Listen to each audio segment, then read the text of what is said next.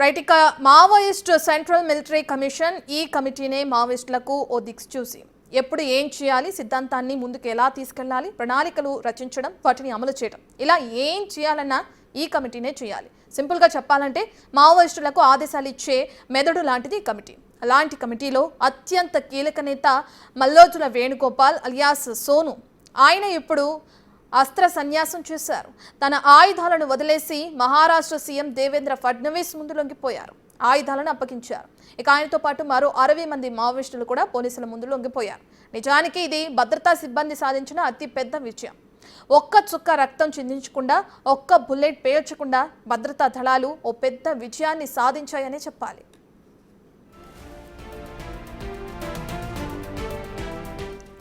మల్లోజులతో లొంగిపోయిన వారి వివరాలు చూస్తే మావోయిస్టు పార్టీకి జరిగిన నష్టంపై ఓ అంచనా వస్తుంది.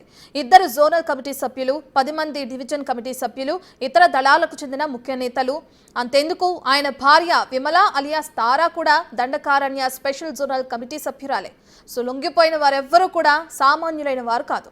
ఒకప్పుడు దండకారణ్యాన్ని దడదడలాడించిన వారే. భద్రతా సిబ్బంది అడుగు పెట్టేందుకు 1కి 2 సార్లు ఆలోచించేలా చేసిన వారే. ఎన్నో ప్రణాళికలు రచించి అనేక మంది భద్రతా సిబ్బందిని హతమార్చిన వారే. అలాంటి వ్యక్తులు ఇప్పుడు పోలీసుల ముందు లొంగిపోయారు. అందుకే ఈ విషయాన్ని పోలీసులు, ప్రభుత్వం తమ విజయంగా భావిస్తుంది.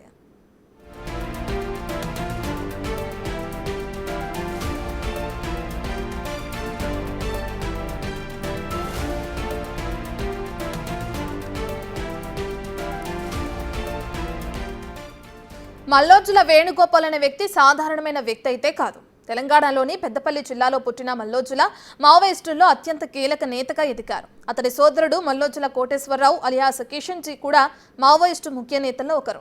పీపుల్స్ వార్ గ్రూప్ కు చెందిన రాడికల్ స్టూడెంట్ వింగ్ లో ఎదిగి ఆ తర్వాత గన్ పట్టి అడవుల్లోకి వెళ్లారు. వీరంతా 1980లో మావోయిస్టుగా మారిన వేణుగోపాల్ను 2010లో మావోయిస్టు పార్టీ స్పోక్స్ పర్సన్ గా నియమించింది.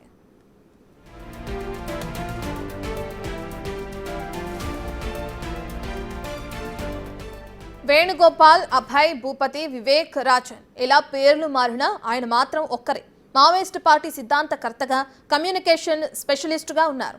దండకారణ్యానికే పరిమితమైన మావోయిస్టులకు ప్రపంచానికి మధ్య వారధిగా ఉండేవారు మల్లోజుల వేణుగోపాల్. అలాంటి వేణుగోపాల్ అస్త్ర సన్యాసం అనేది ఇప్పుడు మావోయిస్టులకు తగిలిన ఎదురు దెబ్బల్లో అతి పెద్దది.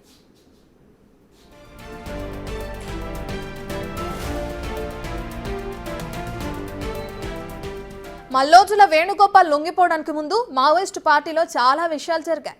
ఆయుధాలు వదిలి జనజీవన స్రవంతిలో కలవాలని, పార్టీని కాపాడుకునేందుకు ఇదొక్కటే మార్గమని ఆయన ఓ లేఖను రిలీజ్ చేశారు. ఆ తర్వాత ఆయన మరో 2 లేఖలను రిలీజ్ చేశారు. తెలంగాణలోని మావోయిస్టులు కూడా లొంగిపోవాలంటూ అందులో రాశారు. ఇవి పెద్ద దుమారాన్నే రేపాయి. ఏకంగా మావోయిస్టు పార్టీ ఆయనను ఓ ద్రోహిగా ప్రకటించింది.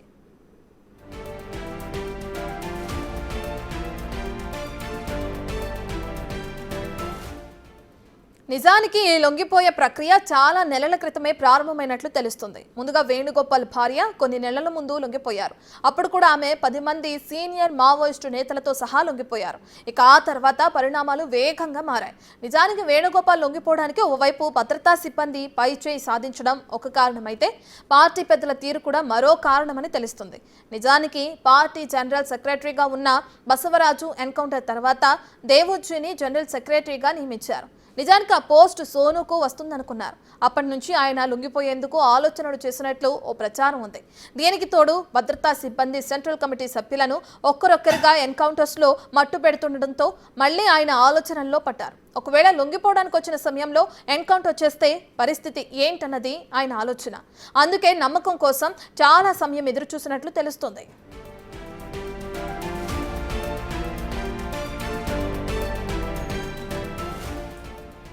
మరి ఇప్పుడు మల్లోజుల వేణుగోపాల్ భవిష్యత్ ఏంటన్నది ఇంట్రెస్టింగ్గా మారింది. మావోయిస్టు నెట్వర్క్ ఎలా నడుస్తుంది, ఎక్కడ ఏముంది, ఎవరు ఏ డివిజన్ను లీడ్ చేస్తారు, ఇలా అన్ని విషయాలు ఆయనకు తెలిసినవే. ఏదేమైనా మల్లోజుల లొంగిపోయిన తర్వాత చాలా మంది మావోయిస్టులు లొంగిపోయేందుకు సిద్ధంగా ఉన్నారని తెలుస్తుంది. రానున్న రోజుల్లో ఛత్తీస్గఢ్లో మరిన్ని లొంగుబాటులు ఉండడం ఖాయంగా కనిపిస్తుంది.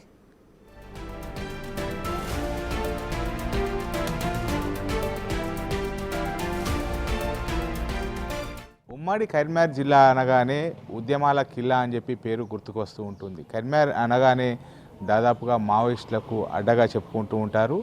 ఈ కరీంనగర్ ఏదైతే ఉమ్మడి కరీంనగర్ జిల్లా వ్యాప్తంగానే చాలామంది కూడా ఇటు మావోయిస్టు లోపల పెద్ద పెద్ద లీడర్లుగా ఎదిగినటువంటి పరిస్థితి. అగ్ర నాయకులు అంటే దాదాపుగా భారతదేశం లోపలనే పేరు గాంచినటువంటి వారిగా చెప్పుకోవచ్చు. ముఖ్యంగా ఇటు జగిత్యాల జైత్రయాత్ర కావచ్చు, అదేవిధంగా పెద్దపల్లి జిల్లాకు చెందినటువంటి మావోయిస్టు అగ్రనేతలు కిషన్జీ మొత్తం కూడా భారతదేశం లోపలనే పెద్ద పేరు గడించినటువంటి వ్యక్తి. పట్నని మావోయిస్టుగా పేరు గడించినటువంటి ఇటు మల్లోజుల వెంకట కృష్ణ గారు ఈరోజు మహారాష్ట్ర ప్రభుత్వం ఆధ్వర్యం లోపల కూడా లొంగిపోవడం కూడా జరిగింది. ప్రస్తుతం మనము పెద్దపల్లి జిల్లా కేంద్రం లోపల ఉన్నటువంటి మల్లోజుల ఇంటి వద్ద ఉన్నాము. ఏదైతే ఈ కనబడేటువంటి ఇల్లు ఉందో ఇది మల్లోజులకు సంబంధించినట్టు వేణుగోపాలరావుకు సంబంధించినటువంటి ఇల్లుగా చెప్పుకుంటారు. దాదాపుగా ఇక్కడ మల్లోజుల వేణుగోపాలరావు అంటే కూడా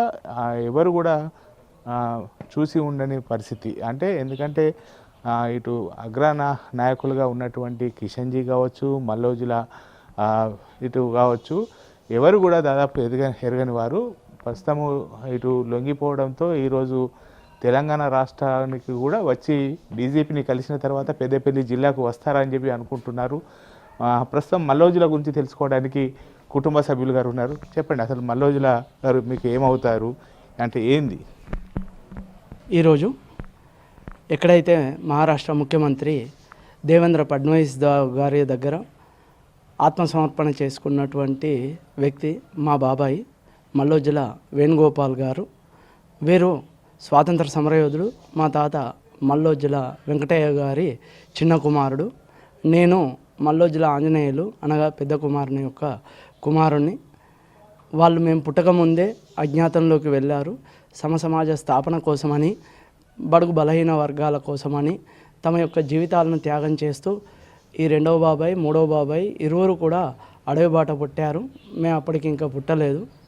ఆ సందర్భంలో 1980లో మేము జన్మించడం జరిగింది. వాళ్ళ తల్లిదండ్రుల దగ్గర నుంచి వాళ్ళకు ఆ యొక్క భావాలు అంటే సమాజం యొక్క భావాలు పుణికిపుచ్చుకున్నారు. చిన్నప్పటి నుంచే నానమ్మ ఉండగా చెప్పేది. చిన్నప్పటి నుంచే సమాజం గురించి, మంచి చెడుల గురించి ఎక్కువగా వాళ్ళు ఈ రాజకీయాల గురించి, సమాజం గురించి ఎక్కువగా ఆలోచించేవాళ్ళు. అలా తాము నమ్ముకున్నటువంటి ఆ యొక్క సిద్ధాంతాల్లోనే మా రెండవ బాబాయి తన యొక్క తుది శ్వాసను కూడా విడవడం జరిగింది. ఈరోజు మూడవ బాబాయి మారుతున్నటువంటి కాలమాన పరిస్థితులకు అనుగుణంగా తాను తీసుకున్నటువంటి నిర్ణయాన్ని మేము స్వాగతిస్తున్నాం, ఆనందిస్తున్నాం. ఇంతకుముందే పేపర్లలో, టీవీలలో కనబడుతూ ఉంది.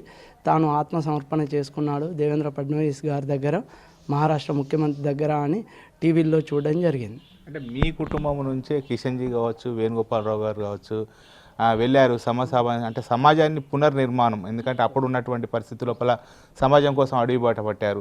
అంటే మీకు ఎలా అనిపిస్తుంది? మీరు కూడా చిన్నప్పటి నుంచి కూడా మా బాబాయిలు ఇట్లా అని చెప్పి వినడమే కదా, అంటే మీ నాన్నమ్మ చెప్పిన వాటి ప్రకారం వినడం కదా? పేపర్లలో, టీవీలలో వచ్చేదే చూసాం తప్ప ప్రత్యక్షంగా మా బాబాయ్ యొక్క ప్రేమ మాకు తెలియదు.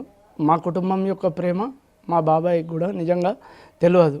వాళ్ళు కుటుంబాన్ని త్యాగం చేసి, వాళ్ళ జీవితాలను త్యాగం చేసుకొని వాళ్ళు నమ్మినటువంటి సిద్ధాంతాల కోసం అడవి బాట పట్టారు. అప్పటి నుంచి 1980 నుంచి ఈనాటి వరకు కూడా ఈ కుటుంబంతో ఎలాంటి సంబంధాలు లేవు. పేపర్లలో, టీవీలలో అందరు చదివినట్టుగా, చూసినట్టుగా మేము చూసడమే తప్ప ప్రత్యక్షమైనటువంటి సంబంధాలు లేవు. అంటే ఈరోజు లొంగిపోతున్నారు దాదాపుగా. ఇప్పుడు ఫడ్నవీస్ ఆధ్వర్యం లోపల కొద్దిసేపటి క్రితమే లొంగిపోయారు. అంటే డీజీపీ గారిని కలిసి మళ్ళీ పెద్దపల్లికి వస్తాడనేటువంటి సమాచారం కూడా అందుతుంది. అంటే ఒకవేళ వస్తే మీకు ఎట్లా? ఆనందం, స్వాగతిస్తున్నాము. తప్పకుండా కూడా రావాలి. ఆయన మా కుటుంబ సభ్యుడే కదా, తప్పకుండా కూడా మమ్మల్ని కలవాలి. కష్టంలో కానీ, సుఖంలో కానీ ఆయన ఎప్పుడు కూడా మాకు అండగా లేడు. మా నాన్న ఒంటరిగానే ఇంతవరకు కూడా తీసుకొని వచ్చిండు ఈ కుటుంబాన్ని. సో ఓవరాల్గా సంతోషం అంతే. అంటే మీరు కూడా చూడాలని అనుకుంటున్నారా మీ బాబాయ్ని? తప్పకుండా చూడాలి. అధికారుల నుంచి కానీ, పోలీసుల నుంచి కానీ, ప్రభుత్వం నుంచి కానీ ఇప్పటివరకు ఏ సమాచారం లేదు. ఎట్లయితే మీరు కానీ ఊర్లో వాళ్ళు, వాడలో వాళ్ళు ఎట్లయితే పేపర్లలో టీవీలలో చూసి సమాచారం తెలుసుకుంటారో ఆ విధంగానే సమాచారం తెలుసుకుంటే తప్ప అంతకన్నా ఎక్కువ ఏమి ఉండదు. కిషన్ జీ గారు చనిపోయినప్పుడు మీరు చూసారా అతన్ని? చూసాము. విగతజీవిగా వచ్చాడు. అప్పుడు తల్లి ఉండే విగతజీవిగా వచ్చి తనను చాలా దుర్భరమైనటువంటి స్థితుల్లోకి నెట్టివేయడం జరిగింది. చాలా దుఃఖపడ్డది. తాను చివరికి చనిపోయే ముందు వరకైనా కూడా చిన్న కుమారుడినైనా చూస్తానో అనేటువంటి ఆశతోటి ఉండే, కానీ ఆ ఆశ కూడా నెరవేరలేదు.